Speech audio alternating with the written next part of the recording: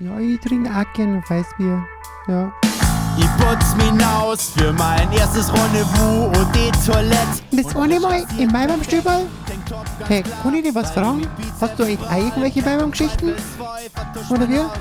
Ja, ich kann da schon ein paar Maibaumgeschichten erzählen. Also, da gibt's ja so ein paar Sachen, die Isoninger, die Unterföhringer und die Unterföhringer, den Isoningern. Also, das ist halt so und das, ich weiß ja nicht so genau.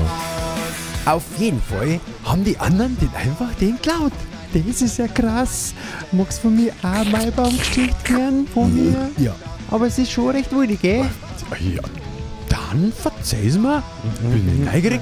Ja, okay. Also, das eine Mal im Maibaumstüberl, da hat Tobi 4.7 gespielt.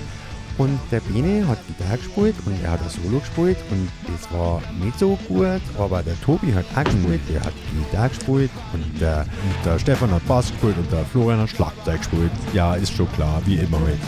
ja, die sind so gut, Tobi 4.7, die spielen ja wieder am Samstag im Maibaumstüberl in der Finzing. Ja, das ist so geil. Ah, und das eine Mal im Maibaumstüberl, da habe ich mir einen Spitzkugel in meine Pixen gesteckt. Was hast du gemacht? Ja, was denkst du, was wir so im Stüberl treiben? Das ist ja nicht bloß ein bisschen Barmoment oder so. Da ist ja ein bisschen ein Gaudi auch dabei. Also gehen wir jetzt auf, wenn Tobi läuft, werde ich immer so gamsig. Ja. Hauptsache ich fühl mich wohl. Wem nicht gepasst, da komm ich mal. Was hast denn du? Wir schauen es aus. So gehst du mir nicht vors Haus. Solange du deine Biers unter mein Lied stellst. Schau zu, dass die Gesellschaft zählt.